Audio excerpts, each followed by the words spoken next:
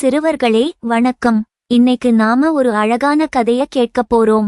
இந்த கதை ஒரு எறும்புவை பற்றியும் ஒரு தும்பியை பற்றியும் பத்தினது. வாங்க கதைக்குள்ள போகலாம். வெயில் காலம். சூரியன் நல்லா பிரகாசமா இருக்கு. ஒரு அழகான புல்வெளியில நிறைய பூச்சிகளும் சின்ன சின்ன உயிரினங்களும் சந்தோஷமா விளையாடிட்டு இருந்தாங்க. அந்த நேரத்துல ஒரு எறும்பு சுறுசுறுப்பாக ஓயாது வேலை செஞ்சுட்டே இருந்தது. அது தன்னோட வீட்டுக்கு தேவையான உணவை சேகரிச்சுட்டே இருந்தது. எறும்பு ரொம்ப கடினமா வேலை செஞ்சு தானியங்களையும் சின்ன சின்ன பூச்சிகளையும் சுமந்துட்டு போச்சு. அது மழைக்காலம் வரதுக்கு முன்னாடி எல்லாத்தையும் சேகரிச்சு வைக்கணும்னு நினைச்சுது. ஏன்னா மழைக்காலம் ஆரம்பிச்சுடுன்னா வெளியே போய் உணவு தேட முடியாது, மேலும் உணவும் கிடைக்காதுன்னு அதுக்கு தெரியும். அதே நேரத்துல ஒரு தும்பி ரொம்ப சோம்பேறியா இருந்தது.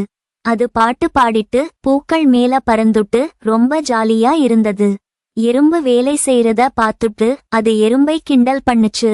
தும்பியும் எறும்பை பார்த்து, ஏய் எறும்பு, என்ன ஒரே வேலை? கொஞ்சம் ஜாலியா இரு, பாரு நான் எவ்வளவு சந்தோஷமா இருக்கேன்னு. எப்பவோ இருக்கிற எதிர்காலத்தை பத்தி யோசிச்சுக்கிட்டு நிகழ்காலத்தை வேஸ்ட் பண்றியே, எப்பவும் சாப்பாடு எல்லாம் ஈஸியா கிடைக்கும், எதுக்கு இவ்ளோ கஷ்டப்படற என்று கேட்டுச்சு. எறும்பு உடனே தும்பிக்கு பதில் சொல்லிச்சு, தும்பி, இப்ப நீ ஜாலியா இருக்கேன்னு எனக்கு தெரியும். ஆனா மழைக்காலம் சீக்கிரம் வரும். அப்போ உணவு கிடைக்காது. அந்த சமயத்துல நீ ரொம்ப கஷ்டப்படுவ. அதனாலதான் எதிர்காலத்தை பத்தி யோசிச்சு நான் இப்பவே வேலை செஞ்சு எல்லாத்தையும் சேகரிச்சு வைக்கிறேன்னு சொல்லிச்சு. அதற்கேற்றாற்போல கொஞ்ச நாள்ல மழைக்காலம் வந்துடுச்சு. வானம் இருட்டி உடனே மழை பயங்கரமா பெய்ய ஆரம்பிச்சது. தும்பிக்கு சாப்பாடு கிடைக்கல. அது ரொம்ப பசியோட இருந்தது. அதுக்கு எறும்பு சொன்னது ஞாபகம் வந்துச்சு. தும்பி ரொம்ப கஷ்டப்பட்டு சாப்பாடு தேடி அலைஞ்சுது. ஆனா எங்கேயும் உணவு கிடைக்கல. அது ரொம்ப சோகமா பசியோட இருந்தது. அப்போ அதுக்கு எறும்பு வீட்டுக்கு போலாம்னு தோணுச்சு. தும்பி உடனே எறும்பு வீட்டுக்கு போய், எறும்பு, எனக்கு ரொம்ப பசியா இருக்கு, கொஞ்சம் சாப்பாடு கொடு என்று கேட்டுச்சு. எறும்பு தும்பிய பார்த்து கொஞ்சம் வருத்தப்பட்டுச்சு. எறும்புவும் தும்பிக்கு சாப்பாடு கொடுத்தது. ஆனா அது தும்பிக்கு ஒரு அறிவுரையை எடுத்துச் சொல்லிச்சு.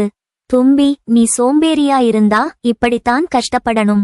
எப்பவும் நாம எதிர்காலத்தை பத்தி யோசனை செய்யணும், அதுக்காக கஷ்டப்பட்டு வேலை செஞ்சுதான் ஆகணும்.